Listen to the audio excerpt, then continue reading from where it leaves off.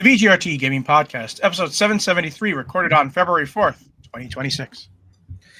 Hello, and welcome to the 773rd edition of the TD Gaming Podcast and 606th episode of Video Game Roundtable.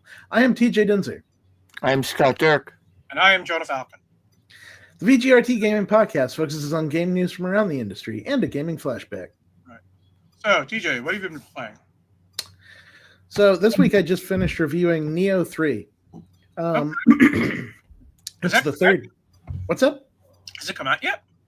It comes out this Friday, I do believe. Very good game.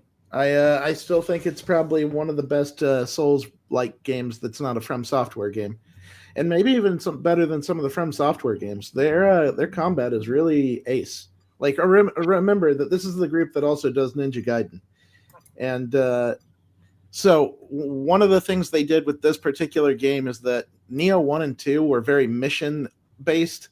Like you picked a scenario and you went and did it, and then when you finished, killed the boss, that's the end of the level.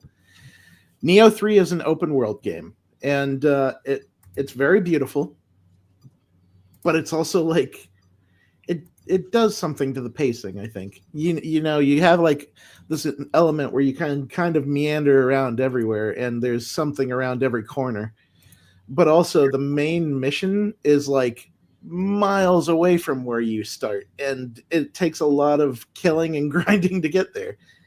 And I think that like makes it feel a little less focused than previous Neo games, but the countryside and like the mythological elements that are like in it, I think it makes for a better and more compelling open world than the previous open world game that Koei Tecmo did, which was Rise of the Ronin. And I still like that game, but it was like I thought its open world was a little bit boring comparatively. It's beautiful, but it's like a little boring. Neo's great. I wish they didn't keep their stupid inventory system, because every time you kill an enemy, like 2 to 5 pieces of gear pop out of them, and you just every 30 minutes you're at a save point with like 100 pieces of gear sifting through what you need and what you don't, and you have to figure out like how much of it you just have to bulk recycle. And yeah, that reminds me of Skyrim. Yeah, I hate that. It's annoying. Same here. And Neo, Diablo. Yeah, and like I understand it in a game like Borderlands and Diablo, but Neo is a Souls-like, and I hate sitting there for minutes at a time just trying to sift through countless pieces of gear that do 1 damage more than the one I had before and maybe have 1 appealing stat to them. It bothers me. And in Neo 3 they made it worse, because now you have 2 different styles of combat on the same character, and they have 2 different sets of gear. So guess what? If you want to play both styles, you got to sift through 2 sets of gear and figure out what fits your character. It's a drag on an otherwise pretty great game. Neo 3 is a pretty great open world action RPG with some bloated ass inventory to it. And that's my bottom line on it. How about you, Scott? What have you been playing? I've been playing Trials Beyond Horizon, so I'm still playing that game. It's pretty lengthy. I've been having fun with that. You know what's funny is that you keep on playing the Trials games and you say, well, it's pretty lengthy, and yet you burn through them like nothing else. I mean, I guess I just play that game until I'm done with it and able to just focus on it. Okay. So I've been playing a game that's been out since March, but it's on Game Pass. It's called Drop Dookie. Or Drop Dutchie, actually. Oh, I was like, what? Drop Dutchie is a combat Tetris game, sort of, kind of. So what happens is that Is it turn-based? No, it's Tetris. What happens is that you accumulate buildings and other stuff and powers, and they drop down in Tetris shapes into the well. And the way they drop in depends on what they do. You drop down terrain.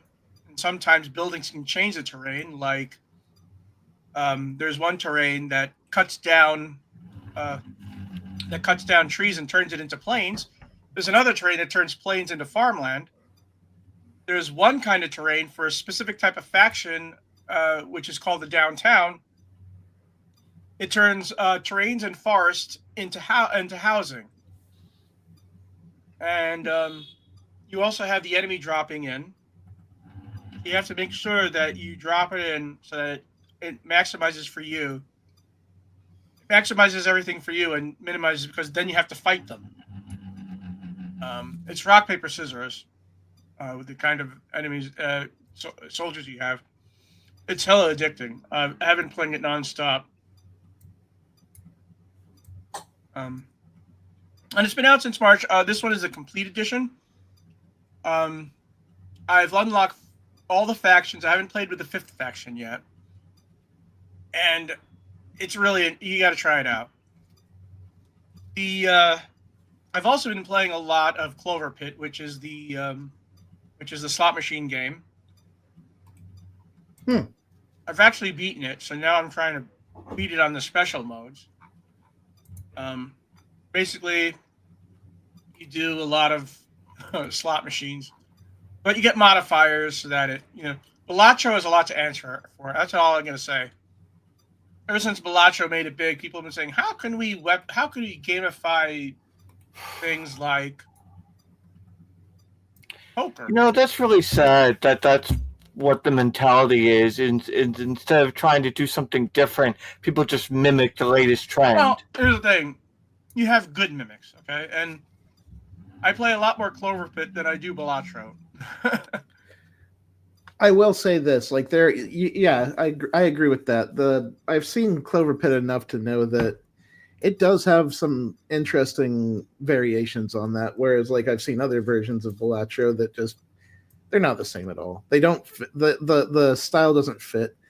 At least Clover Pit has kind of that conceit of it's still a slot machine, and when you hit all the lines on the slot machine, it goes crazy and is kind of a stimulus overload.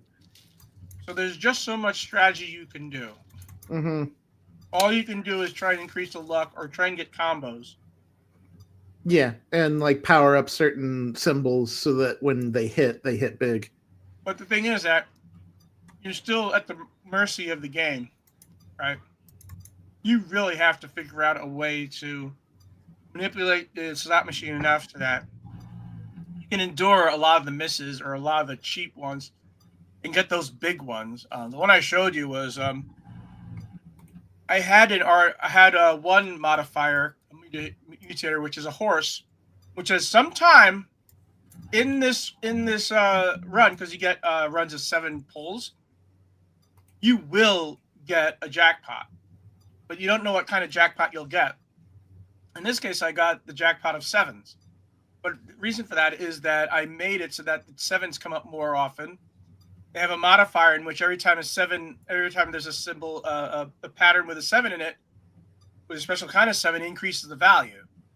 So, Bellaccio is kind of the same because you can get far, you can win, but you're not going to get the really high scores without some luck or without getting some joker combinations. Yeah, you are beholden to certain things happening at certain points of the game.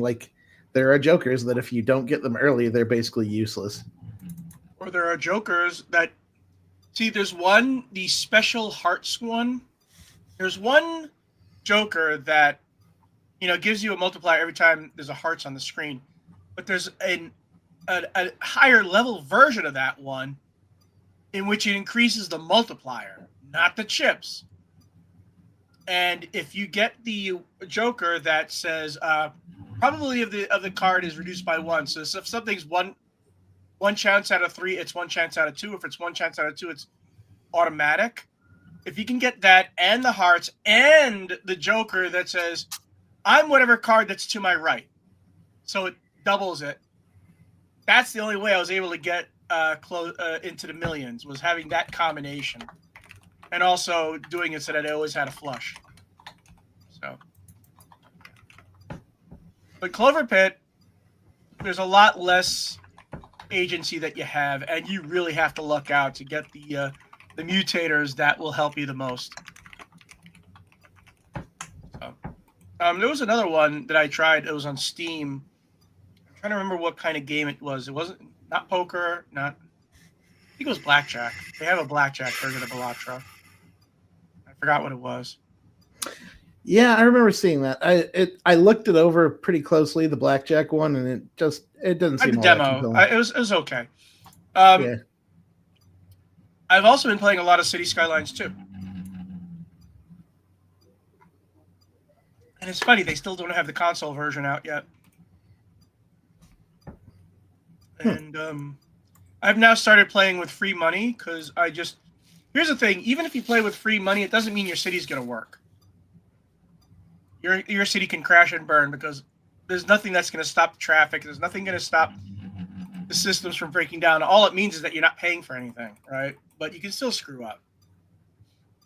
I play on regular, but sometimes I just want to play with no money hassling. So, anyways, we're not going to have a long podcast tonight. There's not much going on. Well, there is stuff going on, but it's boring. So we're going to go straight to the gaming flashback. Take it away, TJ. Okay. Dead by Daylight is this week's gaming flashback.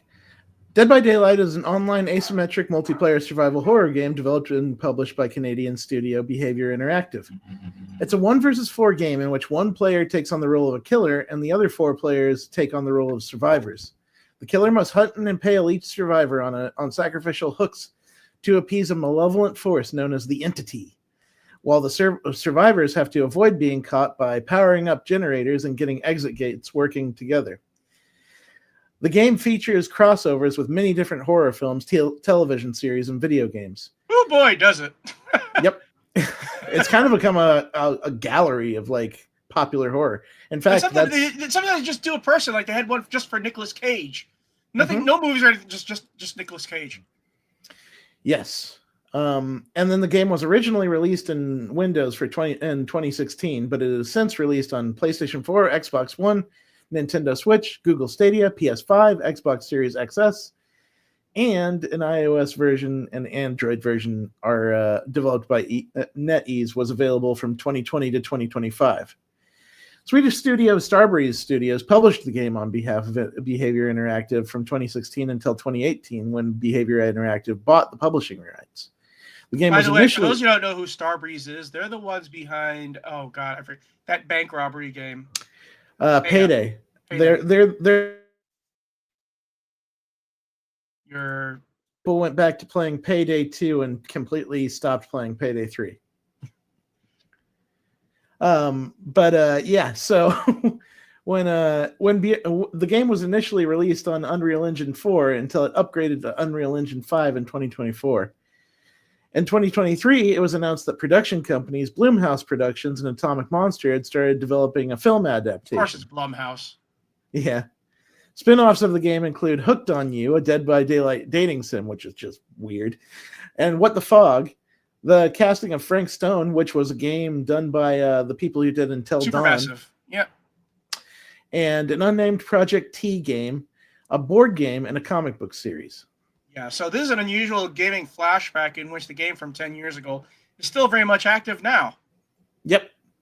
This game is so active that they actually have crossover content where their content actually ended up in Ubisoft's Assassin's Creed Shadows earlier in 2025.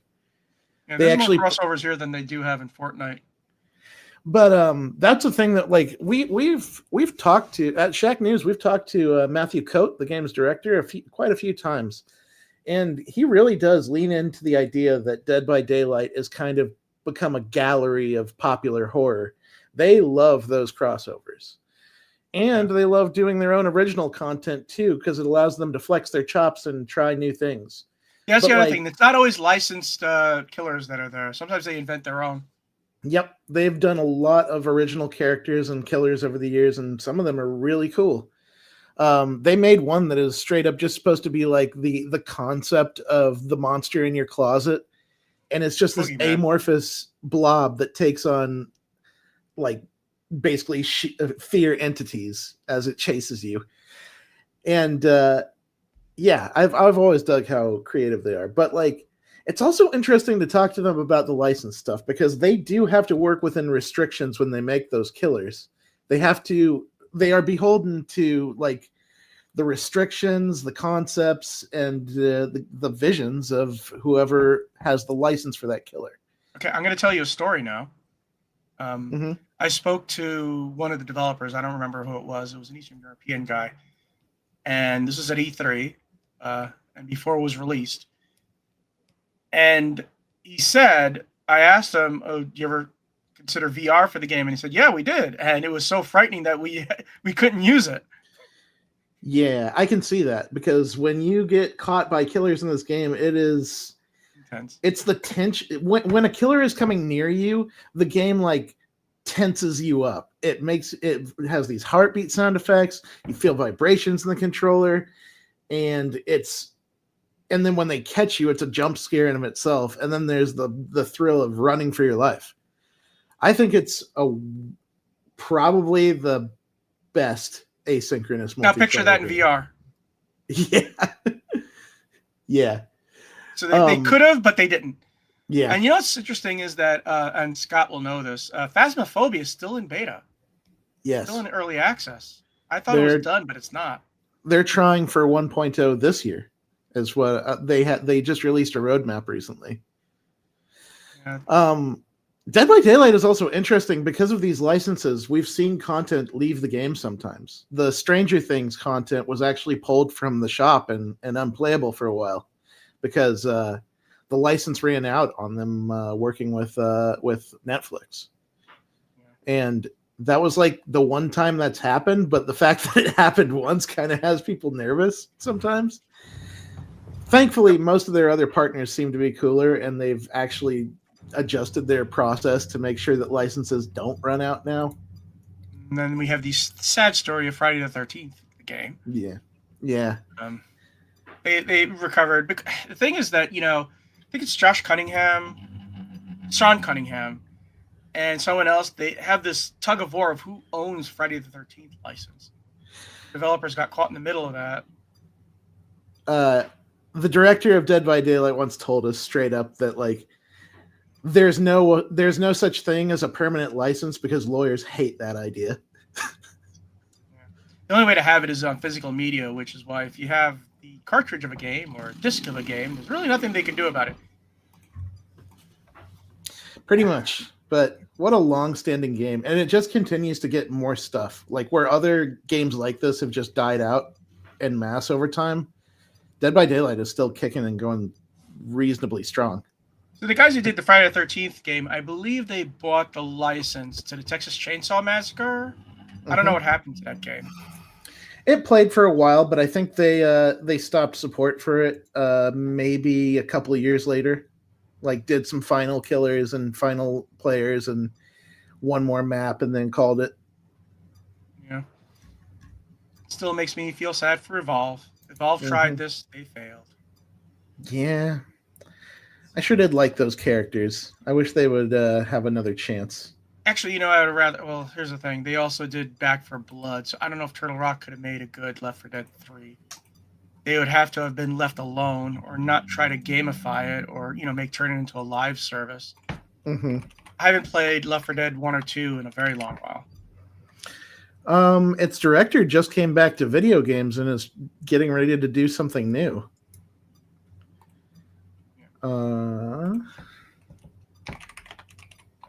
We're going to move on to quick news. First off, the big thing that happened today, Blizzard unveiled a major Overwatch 2 revamp, and they're renaming it just to Overwatch. And they have a huge expansion plan. They have several new characters. I'm not really all that knowledgeable in Overwatch, but I was wondering if you were covering it. Yeah, I'm not a big fan either. I've heard from my colleagues that Overwatch gameplay-wise is probably in the best state it's ever been, but they've killed so much goodwill with it by mismanaging it through this whole Overwatch 2 thing that I don't know if it's good enough anymore. Like, I don't know what you do like to get people interested in again. Well, here's the thing. It's such a revamp that they're calling it Season 1, not Season 21.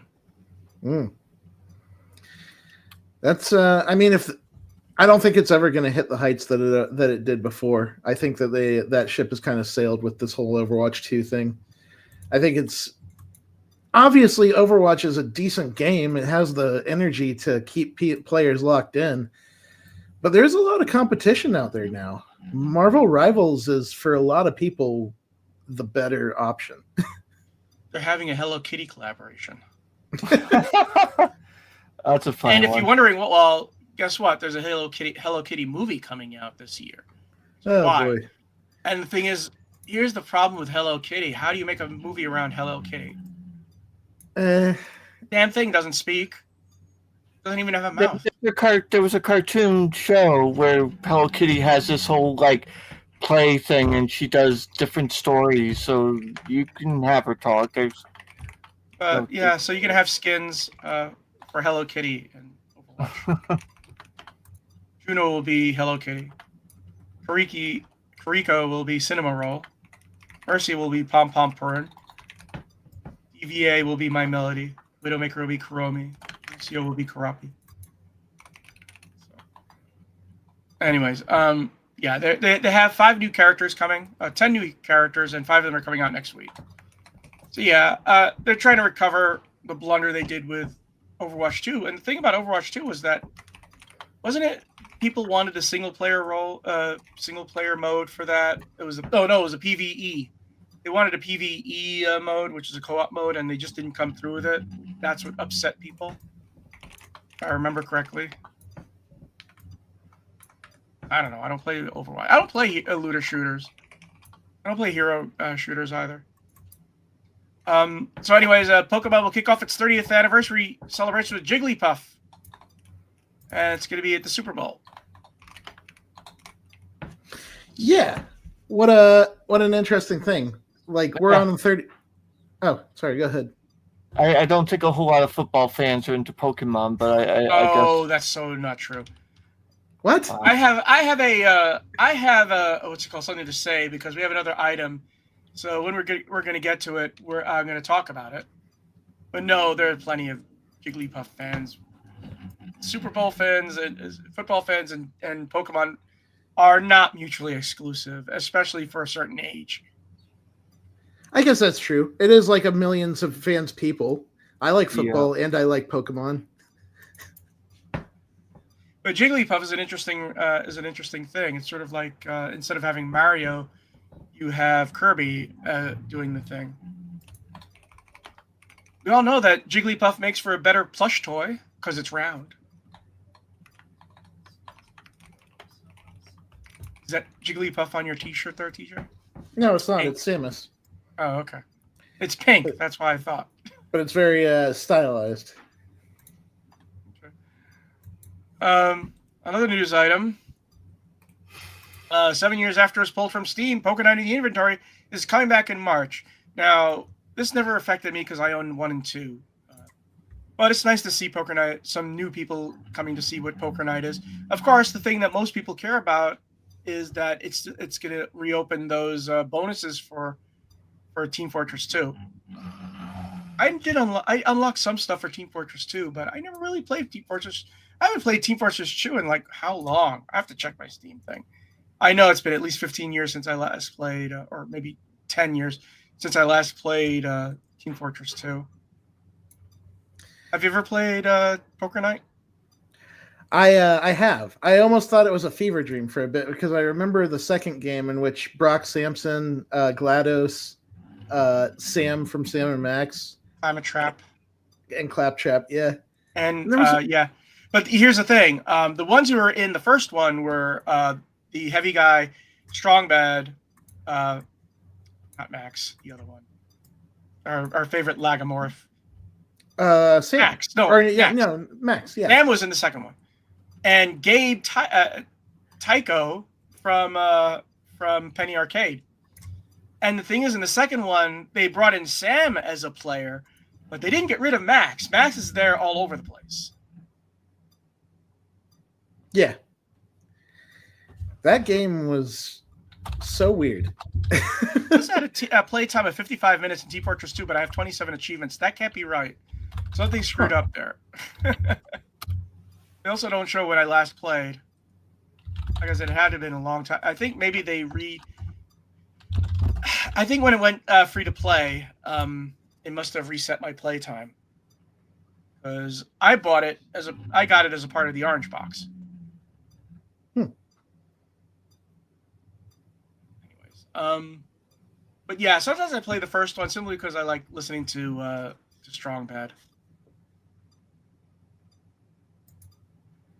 Yeah, that's the one I was trying to think of. I knew I was forgetting one that was like weird but also fun. What, Tycho? No, Strong Bad. Oh yeah, Strong Bad. Yeah, I said Strong Bad.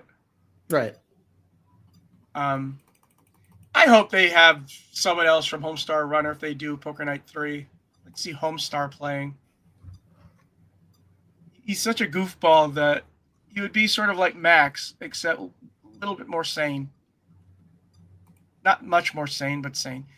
Poker Night 2 is where you could also change the table, the cards, and all that stuff. And if you changed all of them to a certain thing, it would the entire setting would switch to that, to that thing. So if like you did Sam and Max, the entire thing would become black and white, and it would be their 10th anniversary set. Oh yeah, and here's an interesting thing. You had Ash from Army of Darkness in the second one, and the guy who does his voice was in Birdemic. He played Rod's best friend in Birdemic. He also composed for some TV shows. So you have the guy from Birdemic doing a spot-on imitation of Ash, because he really does sound a lot like. Oh God, my brain is Bruce Campbell. Bruce Campbell. He sounds exactly like Bruce Campbell. Mm-hmm. Just like oh God, now my brain is. Oh yeah, Troy Baker sounds exactly like Harrison Ford. Moving on. I'm not going to really say anything until I'm happy with. Eric Barone says of Haunted Chocolatier will be out when it's good and ready, even if that takes years and years. Oh, fuck you, Concerned Ape. He is working on update 1.7 for 1.7. Doesn't that mean it's released? No. He's working on update 1.7 for Stardew Valley. Stardew Valley, yeah. Yes. In which he intends to reveal 2 new marriage candidates. There's not enough stuff in Stardew Valley, y'all. He has to put more in. Not. That's what an interesting thing. You would maybe expect that maybe he wants to work on the new, like get the new thing that he's been working on out the door instead of just I guess he just can't leave Stardew alone. Because like he's made the money on Stardew. He's made him a crap ton of money, so. That guy is like, yeah, but it's not completely perfect. No, it's not that it's not perfect. It's just that he wants more. It could be perfecter, says Eric Brown. No, not perfect, just more. Sometimes people say less is more. He says, no, more is more. Yep. Have you considered more content? You got to keep those people up. Keep in mind, he wouldn't be doing this, but if people didn't just keep playing Stardew Valley, I want to see some big fans of Stardew Valley and just see the number of hours they've plunked on it, There are probably players out there that are like on their 5th playthrough of Stardew Valley thinking to themselves, oh my God, another marriage character? I have to start over and get a new one ready. Oh, like they need motivation. So yeah, actually, that could be my next gaming flashback. Since Stardew Valley was released almost 10 years ago to the day. It was released on February 26, 2016. Wow. So it's coming on its 10-year anniversary. See, if anybody's labor of love, it's Eric Brown with this Stardew. Barone, not Brown. Barone, sorry. Yeah, I'm trying to think, when did No Man's Sky was released? It's sort of like, see, there's a difference though. Stardew Valley keeps on getting updates because Eric Barone can't help but keep updating it. But Hello Games, they fixed it, and then they kept fixing it, and they kept fixing it, and then fixing it, and fixing it, and fixing it, and fixing it, and fixing it, and keeps fixing it. And oh, by the way, No Man's Sky was released in 2016 too. So yeah, both those games have been hammered to death by their creators. And I can't even think of what Hello Games is doing right now. They're making that Earth one now, that giant planet that has different biomes or whatever. It's going to come out in 2035, I'm sure. Yeah, it'll probably need lots of fixing too. Yeah, they're going to spend another 10 years fixing that game. And the problem is, I'm glad they're working on a new game because a lot of the core elements of No Man's Sky are still boring to me, no matter how much they fix it, you know? Sometimes you got to knock it down and build it up again, so I'm glad they're doing this and focusing on one world instead of thousands and thousands of the same world, just with different colors. You could stay on the same world, and it's not going to be much different. Yeah.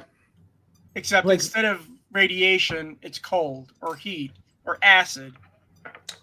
That was like one of the things about the original game that was one of the biggest qualms about No Man's Sky that people had, was that it's just like, there's plenty to do, but it's still a procedurally generated game in which you're going to see the same things in different places. Anyways, moving on, we're going to talk about move to game news. Nintendo Partner Direct announced from Eurogamer. Nintendo's announced the Direct Showcase later this week. This Direct will focus on third-party releases, the company has said. As for the when and where, you'll be able to watch it on YouTube February 5th at 2 p.m. UK time, which is 10 o'clock a.m. for us in New York. The live stream presentation will feature roughly 30 minutes of upcoming Nintendo 2 and Nintendo Switch games from publishing and developing partners. Nintendo said of tomorrow's Direct. The speculated games that everybody assumes is going to be because they've been talking about it so much is the Switch version of Elden Ring, Tarnished Edition, Duskblood, which is also Elden Ring, except the hero shooter version of it, and Indiana Jones and the Great Circle. I'm kind of hoping to see something about Dragon's Quest 12, but I guess that might be too much to hope for. It's only 30 minutes, though, so you're not going to see that much of stuff. Of all the games, I'm pretty sure it's going to Indiana Jones and the Great Circle will definitely be there because Microsoft wants more money from it. Also, it's a great game. I was also hearing that maybe there might be some Xenoblade news, which I don't know if Xenoblade is considered to be first party or not, since it's Monolith Soft, and Monolith Soft. Xenoblade Chronicles is on multi-platform. Xenoblade Chronicles? I don't think that's right. What am I thinking of then? Maybe Xenosaga? I don't know. Yeah, Xenoblade Saga. Either way, Xenoblade Chronicles. Yeah, that's multi-platform. Xenoblade Chronicles, I don't think is. I think Xenoblade Chronicles is specifically Nintendo Switch, because I've never seen that. No, I'm thinking of something else then, because I'm almost certain you're thinking of Xenosaga, which came before Xenoblade. No, it's the one in which people are the. I don't think it's Xenosaga though. I think it's something else. Either way, I was hearing. Wait, which is the one that has the personified version of consoles? Personified version of consoles. I don't know. Yeah, there's one game which is Xeno something. A video game that's personification. Either way, the main thing is that I was seeing that Xenoblade might have some news tomorrow. I'm not sure that if Xenoblade is considered first party or third party. I guess they would be considered a Nintendo partner, so that's exciting. I like the Xenoblade series. Yeah. This is one in which you get a big gold robot, isn't it? I'm not sure. Duskbloods should. I expect that we should see Duskbloods too. That should be interesting to see. I heard that they were having issues getting Elden Ring to play nice on the Switch too. So we'll see what happens with that. Xenoblade is the one that's owned by Nintendo. published by Nintendo. It's published by There's another Nintendo. It's developed by Monolith Soft. Yeah. But there's been like 3 different Xeno series throughout the history that are loosely connected to each other. Xenogears was the first one. Xenosaga came after, but that was Bandai Namco. And then Xenoblade Chronicles is Monolith Soft.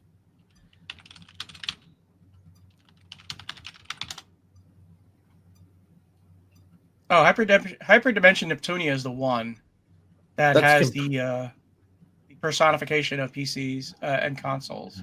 That's very different from Xenoblade. No, but there's another game that begins with Xeno that I know is multi-platform. And it's not Xeno Crisis. I don't know. I can't think of anything related to Xenoblade that is multi-platform. Anyways, so yeah. Why did you think there was going to be Dragon Quest 12, Scott? Oh, it's just been a long time since we've heard anything, so I figure sooner or later they have to have an announcement for it, and Nintendo Direct seems like a good place to do that. That would be a mind-blowing announcement if they suddenly came out of the woodwork saying it would be coming to Switch 2. I think a lot of people would lose their minds. Yeah, they would. Well, they'd really lose their minds if they said it was a console exclusive. And it won't be. That absolutely won't happen because it's already. I think they already said PC and PS5 when they teased it. A limited time. What's it called? Console exclusive. They already did that once. They did that with Hades 2. Well, I meant Hades specifically. I meant specifically Square. They already had that phase, and they said they weren't doing that anymore. Oh no, they did that because PlayStation, Sony commissioned it from them. Because Square Enix had decided we're not going to be a publisher anymore. So what happens if you want a game, you can help us and you can pay for it, and it'll be, And they did that with Final Fantasy 16 and Final Fantasy 7. They were supposed to be console exclusive in perpetuity. But what happens is Square Enix found out we're going out of business. So they negotiated with Sony and they got out and made it a multi-platform game. I wonder if did Final Fantasy 7 ever come out on Switch? They've been getting it ready for it. It hasn't come out on Switch 2 yet, but it has been confirmed. Yeah, because Integrate just came out on Xbox. Right. That would make sense for them to show off Final Fantasy 7 if they had it ready too. Last news item: no possibility of an uncensored physical version of Dispatch on Switch. This comes to us from Eurogamer. Ad Hoc said there is no possibility of an uncensored physical version of its superhero workplace comedy Dispatch on Switch or Switch 2. Last week, fans were disappointed to discover Dispatch was heavily censored on Switch and Switch 2, with character nipples and penises covered with a black box by default, while noises of sexual pleasure were dampened down. Soon after Ad Hoc announced Dispatch was censored on Switch consoles, Nintendo released its own statement on the issue, saying the company, quote-unquote, requires all games on its platforms to receive ratings from independent organizations to meet our established content and platform guidelines. And despite this recent blip in public favor, Dispatch has been a huge success for Ad Hoc, sold over 1 million copies in just 10 days following its initial release last year. Nintendo's a big fat hypocrite because all of their advertisements lately have been aimed at Gen X and millennials. All of them. Have you noticed this? They've been saying, hey, come back and, all featuring middle-aged adults being coaxed into doing to the Switch, just like Disney does sometimes. You know those Disney commercials in which the dad does, I don't want to go to Disneyland. I'm not going to have any fun. And by the end of the thing, he's like, oh, what? We're leaving already, but I want to stay. Same thing with Nintendo. Nintendo, you realize if you're advertising your console to adults, the adults want adult games too. This really points out a very troubling situation, which is that, like, a factor of this story is that Cyberpunk 2077 is already released on Switch 2. What people don't know necessarily, like, in general, is that Cyberpunk 2077 has a different version in the Japanese market that's rated for censorship. It censors like hardcore parts of the game. and that was specifically Can you change your boob or cock size in that version? not in the Sero Z version of the game. That one is heavily censored for Japan audiences. And it brings up a very stark point about the Nintendo Switch 2 is that the guidelines that they have that they have to meet in Japan dictate that if a company such as Ad Hoc Studios doesn't have the money to make two different versions of their game, they're kind of fucked. They just kind of have to deal with what the Japan gives them and make a game that would satisfy worldwide ratings boards. Gee, I wonder why the Nintendo Switch 2 hasn't sold as well as the Switch. And it's like the Cyberpunk can do that because CD Projekt Red can do that because they have a lot of money to work with because they have been selling millions of games for years. And all they have to do is release another The Witcher 4 and they can get back some more money. So they have the money to be able to make the second version of Cyberpunk 2077 that has all the nudity and gratuitous violence that everybody wants. Ad Hoc doesn't, and that's going to be a thing that a lot of indie developers I feel are going to come up against. Is do you have the means to make?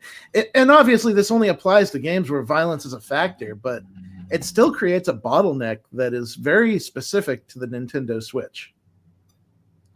The thing is that if Nintendo wants popular games, they better, what if Ad Hoc said, well, you know what, we'll do it, but only if you give us the money to do it. And I'm not even sure that it's not that Nintendo is to blame for those guidelines. It's that the Japan ratings board is super strict. Oh yeah? But the fact of the matter is developers want to have their game on Switch because it does have a huge install base. And it's that install base is shrinking. But no one's buying the Switch 2. That's where we end up, though, is that you have a situation where if you want to have your game on Switch, you're going to have to think about whether or not you're just going to make a version of your game that appeals to worldwide ratings boards, or if you have the money to make a separate version. And that's troubling for indie developers specifically. Well, you know what? Like I said, the business people are running Nintendo this time around, and we're seeing what's happening with that. Like it really sucks for indie developers to have to face that bottleneck and make that decision. I don't know. At some point, indie developers are just going to say, is it worth it? No. If they really want it, they can come to me. In many cases, I think they'll do what Dispatch did and just make the censored version and just hope it flies. Yeah, but then you're telling people who have the Switch, Nintendo doesn't think you can handle adult content. We know you're 46, but tough. Yeah, and that's a shame, but that's the decision they face. And I think that in the case of are we just going to skip this platform and skip the sales, or are we going to put out a censored version of our game? But that's the question, isn't it? Who's gonna buy a Switch to play Elden Ring? No one's going to buy a Switch to play Elden Ring, but they'll have a Switch and wants to play Elden Ring on it if they already play it elsewhere. Somebody that doesn't have those other systems. I'm saying, you have a PlayStation, you have a Switch. You haven't played Elden Ring yet. Are you going to get it for the Switch, or are you going to get it for the PlayStation? I think if you have the Switch and you don't have those other things, and you see that Elden Ring lands on the Switch, you'll probably give it a go. But why? Because it's going to cost the same. But we're talking about it. You're taking for granted the fact that not everybody has the money to afford all of the consoles nowadays.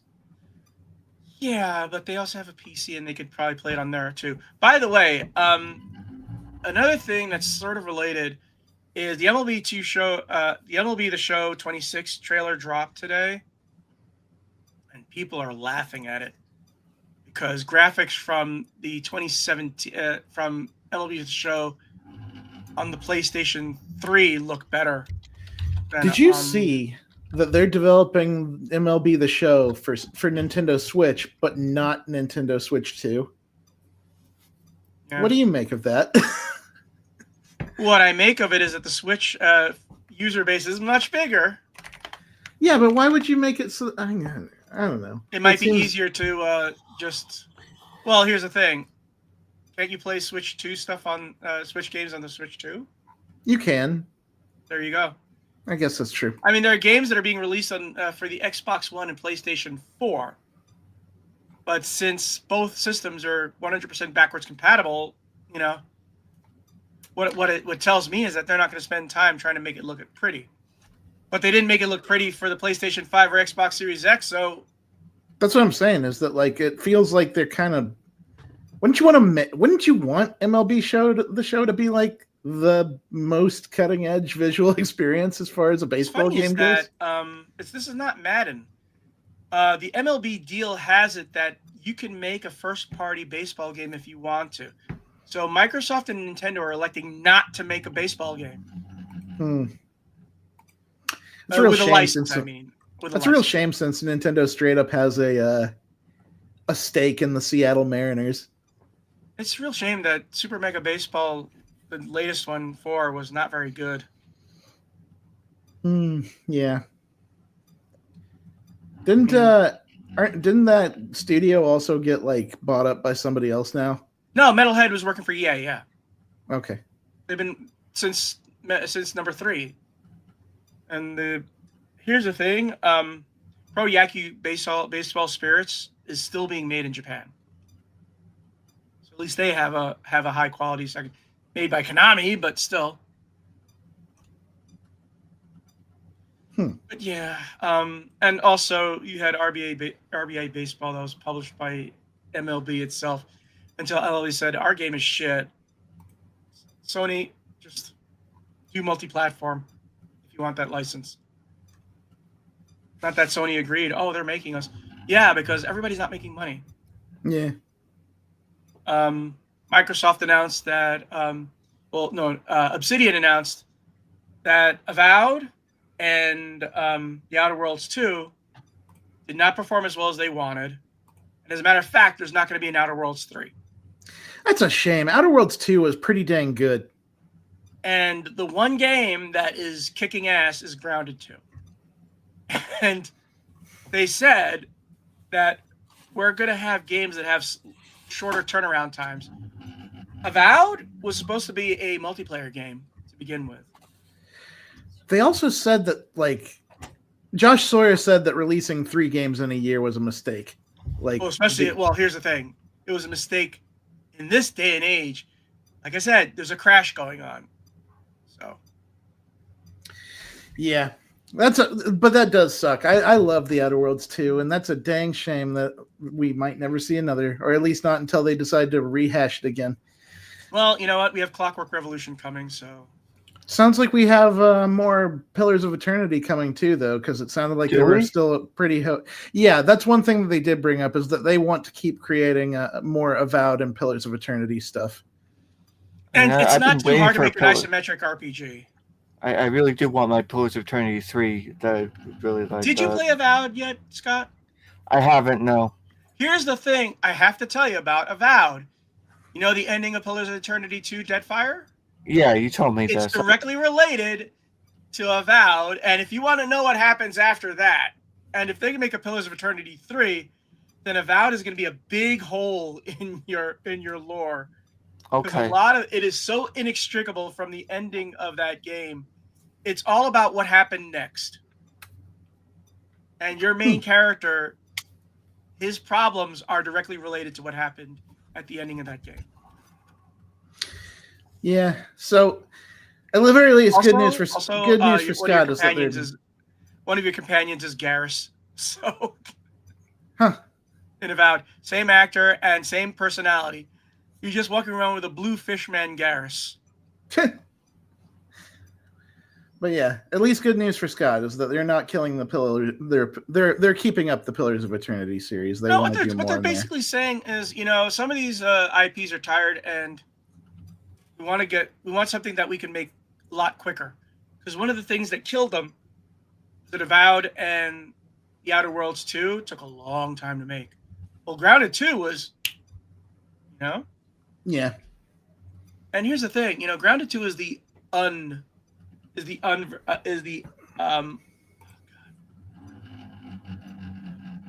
was a side project. Like it was. I'm trying to It remember was, the though. term. I know it was a side project. No, what Fallout 76 is a Oh, it's a survival sandbox.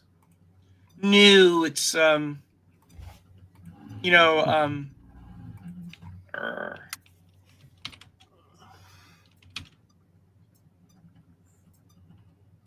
Sony wanted to make 12 of them, and they found out they couldn't. Live service. Yeah, Grounded 2 is an anti-live service game.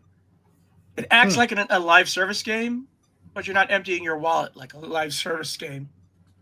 Yeah, it's self-contained. It's a sandbox survival, which in And other it has an games, ending, you know. yeah, it has a story. It has a follow-through plot, and You can ignore and just, you know, I want to build my own place. Ride ants. And yeah, Adam Brennecke is its director, and yeah, that guy is really creative. Anyways, look for our show notes at gamingpodcast.net, along with industry news and our gaming history articles. If you enjoy feedback, so leave us comments on our blog at gamingpodcast.net. Also, just up to facebook.com/gamingpodcast. Subscribe to us on iTunes. Leave some iTunes comments. We'll probably be talking about the Nintendo Direct next week, so it'll be interesting to see what they unveil. Mm-hmm. And you can find me on Blue Sky at Jonah Falcon. You can find me at Johnny Chugs. You can find me at Shards of Sage. And we will see you next week. Happy gaming, everyone. Have fun, be cool, play games, y'all.